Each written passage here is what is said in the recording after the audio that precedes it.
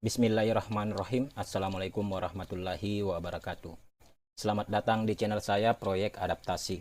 Pada video kali ini saya akan memberikan penjelasan beberapa poin penting terkait materi rapat virtual persiapan pengadaan CASN tahun 2021 di pemerintah daerah yang diselenggarakan oleh Kementerian Pendayagunaan Aparatur Negara dan Reformasi Birokrasi Republik Indonesia dan disampaikan oleh Katmoko Ari sebagai PLT Asisten Deputi Perencanaan dan Pengadaan SDM Aparatur pada tanggal 6 Mei 2021.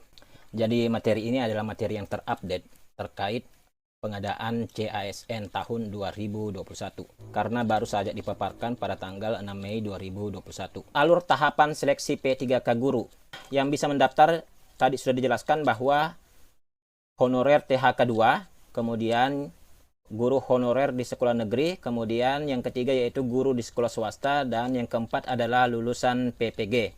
Keempat calon pelamar ini harus melakukan pendaftaran dan verifikasi berkas oleh Kemendikbud. Jadi di sini ditekankan semua peserta harus melakukan pendaftaran di awal.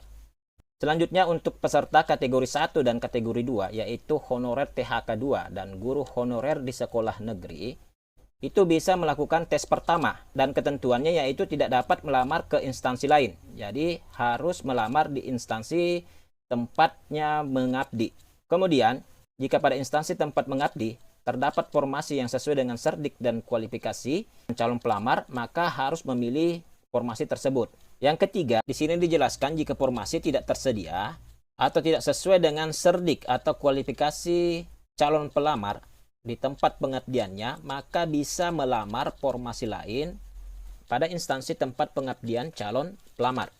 Kemudian untuk tes kedua, di mana pesertanya yaitu calon pelamar kategori 1, calon pelamar kategori 2 yang tidak lulus di tes pertama. Kemudian ditambah calon pelamar kategori 3 yaitu guru di sekolah swasta dan calon pelamar kategori 4 yaitu lulusan PPG.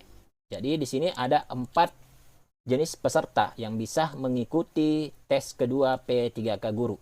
Dengan ketentuan, peserta memilih kembali formasi instansinya yang masih belum terisi sesuai dengan serdik atau kualifikasi yang bersangkutan. Kemudian untuk calon peserta 1, 2, dan 3 tidak dapat melamar di instansi lain. Sedangkan untuk peserta kategori 4 bisa menentukan instansi sesuai dengan domisilinya.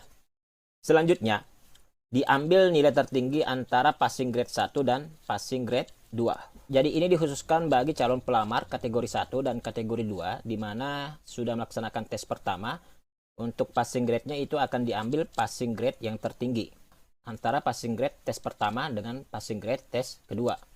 Selanjutnya untuk tes ketiga, pesertanya yaitu calon pelamar kategori 1, 2, 3, dan 4 yang tidak lulus pada tes kedua. Dengan ketentuan, peserta memilih kembali formasi yang belum terisi sesuai dengan serdik atau kualifikasi yang bersangkutan. Selanjutnya ketiga yaitu seluruh peserta dapat melamar di instansi lain. Jadi pada tes ketiga ini diberikan kebebasan untuk mendaftar di instansi lain.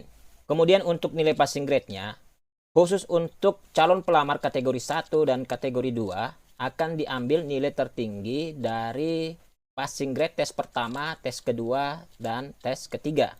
Sedangkan untuk calon pelamar kategori 3 dan kategori 4 akan diambil nilai tertinggi passing grade dari tes kedua dan tes ketiga. Selanjutnya jika masih belum lulus mulai dari tes pertama, tes kedua, sampai tes ketiga, maka akan dilakukan kebijakan pengisian formasi kosong dengan ketentuan setelah tes ketiga formasi yang masih belum terisi dapat dilakukan optimalisasi pengisian formasi kosong. Kemudian pengisian formasi kosong dilakukan berdasarkan ranking penilaian sekolah yang akan ditentukan Kemendikbud. Jadi berdasarkan penjelasan dari pengisian formasi kosong ini, ada secerca harapan bagi rekan-rekan guru honorer akan terakomodir dalam seleksi P3K guru insya Allah. Tetapi untuk kejelasannya, kita akan tunggu seperti apa proses pelaksanaannya. Selanjutnya, poin penting yang terakhir yaitu jenis tambahan nilai atau afirmasi pada penilaian kompetensi teknis P3K guru. Yang pertama yaitu tambahan nilai atau afirmasi sertifikat pendidik.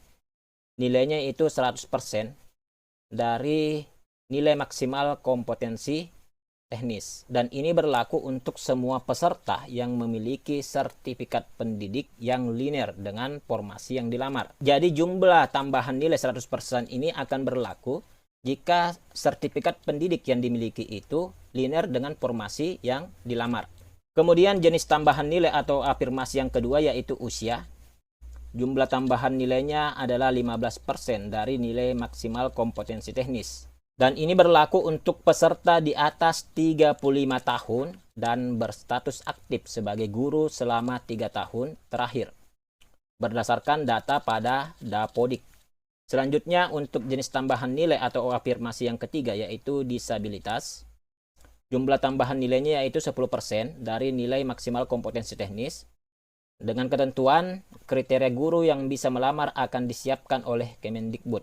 Selanjutnya, verifikasi akan dilakukan oleh Kemendikbud dengan metode verifikasi video. Dan jenis tambahan nilai atau afirmasi yang keempat yaitu untuk guru honorer THK 2. Tambahan nilainya yaitu 10% dari nilai maksimal kompetensi teknis. Dan di sini dijelaskan bahwa peserta terdaftar di database THK 2 BKN dan berstatus aktif sebagai guru selama 3 tahun terakhir berdasarkan data di Dapodik. Dan di sini ditekankan beberapa catatan. Yang pertama yaitu tambahan nilai atau afirmasi dapat diterapkan secara akumulatif. Kemudian nilai total kompetensi teknis tidak boleh lebih besar daripada nilai maksimal kompetensi teknis. Jadwal seleksi CPNS dan P3K tahun 2021. Seperti yang sudah saya jelaskan pada video sebelumnya, yaitu pengumuman seleksi akan dilaksanakan pada tanggal 30 Mei sampai dengan 13 Juni 2021. Kemudian untuk pendaftaran seleksinya akan dilaksanakan pada tanggal 31 Mei sampai dengan 21 Juni 2021. Sedangkan untuk seleksi administrasi dan pengumuman hasilnya, insya Allah akan dilaksanakan tanggal 1 Juni sampai dengan 30 Juni 2021. Kemudian masa sanggahnya yaitu tanggal 1 Juli sampai dengan 11 Juli 2021. Selanjutnya untuk pelaksanaan SKD CPNS yang menggunakan CAT BKN akan dilaksanakan pada Juli sampai dengan September 2021. Berikutnya untuk seleksi kompetensi P3K non-guru yang akan menggunakan CAT BKN dilaksanakan pada Juli sampai dengan September 2021, di mana pelaksanaannya akan dilaksanakan setelah SKD CPNS telah selesai di masing-masing lokasi. Selanjutnya yaitu seleksi kompetensi P3K guru menggunakan CBT Kemendikbud. Dibagi menjadi 3 tahapan. Yang pertama yaitu tes pertama dilaksanakan pada Agustus tahun 2021, kemudian tes kedua Oktober 2021, dan tes ketiga yaitu Desember 2021. Selanjutnya untuk pelaksanaan SKD CPNS-nya akan dilaksanakan pada bulan September sampai dengan Oktober 2021. Dan untuk pengumuman akhir dan masa sanggahnya direncanakan dilaksanakan pada bulan November tahun 2021, dan untuk penetapan NIP CPNS atau nomor induk P3K direncanakan dilaksanakan pada bulan Desember tahun 2021. Demikian beberapa poin penting terkait materi persiapan seleksi CASN tahun 2021.